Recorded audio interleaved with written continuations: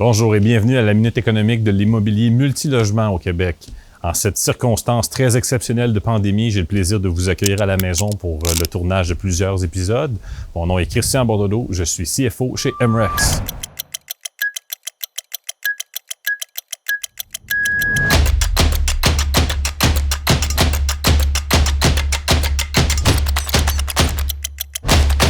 Aujourd'hui, à la Minute économique, on va parler de la reprise. Quel type de reprise on risque d'avoir devant nous? Plusieurs personnes vont parler de V-shape economics, donc une reprise finalement en V. Il y en a qui parlent de courbes, il y a des V, des W, des X, des Y, il y a toutes sortes de gens qui se prononcent. Donc, quel type de reprise on peut voir? Donc, encore là, c'est important de se rappeler que la présente crise, finalement, elle est artificielle.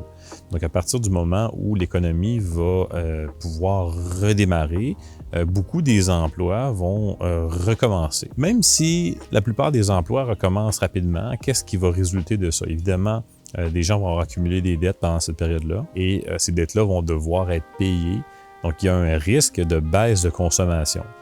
Donc, si on pense à la période pré-COVID, donc avant, par exemple, le 12 mars, et on pense à la période pré-COVID, même si une personne a été indemnisée pendant ces 2 mois, là, 2 mois et demi environ, reste néanmoins que lorsqu'elle retrouvera son emploi, disons le 15 de juin, si elle était dans un commerce, un restaurant ici en Outaouais, ou peut-être même avant pour ceux qui étaient dans d'autres services, donc même si cette personne retrouve son emploi, il va avoir là une légère baisse de la consommation parce qu'il faudra rembourser certaines dettes qu'on a contractées pendant le confinement. Donc ça peut avoir un effet sur la reprise.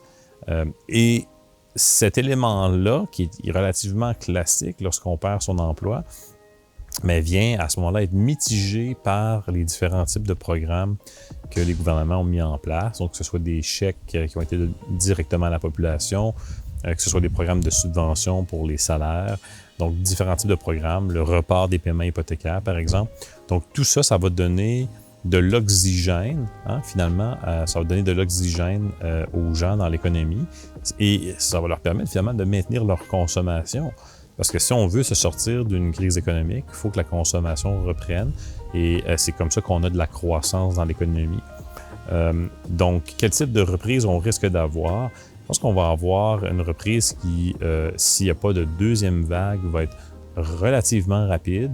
Pourquoi? Parce que contrairement à la plupart des crises précédentes dans l'histoire, donc des crises qui étaient fondées sur des facteurs que ce soit comportementaux, de confiance ou même structurels financiers comme les papiers commerciaux, on parle d'intervention gouvernementale qui était relativement plus faible que ce qu'on a vu dans le cadre de la crise du COVID.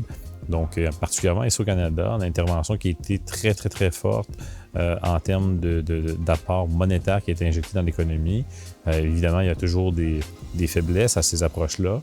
Reste néanmoins que ça devrait permettre là, finalement à l'économie de redémarrer assez rapidement et à partir du moment où les gens recommencent finalement à consommer, la confiance va revenir et lorsque la confiance revient, finalement, l'économie va redébuter sa croissance telle qu'auparavant. Évidemment, là, le couteau à double tranchant finalement de l'intervention gouvernementale, c'est l'augmentation du déficit. Donc, on parlait il y a quelques jours de 260 milliards déjà. Et évidemment, il faut rembourser ces déficits-là, ce qui va devoir passer par une augmentation finalement des taxes et des impôts. Donc là, restera à voir comment les gouvernements vont finalement mélanger ce vin-là entre l'argent qui a été donné pour stimuler l'économie et les augmentations d'impôts qui devront à un moment donné survenir.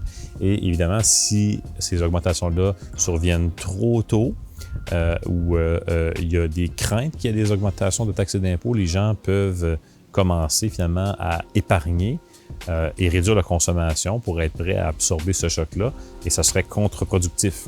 Donc, restera vraiment à voir la façon que la sortie de crise va être organisée d'un point de vue de politique publique.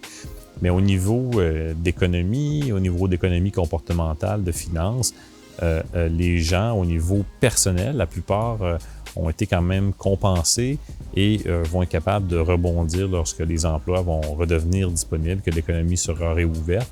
Et ensuite, évidemment, la confiance dans l'économie va revenir graduellement sur une période de 6 à 12 mois.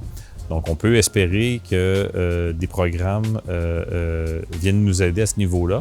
Et il faudra regarder et rester attentif sur les politiques de taxation qui seront mis de l'avant finalement pour récupérer ces sommes-là et réduire le déficit.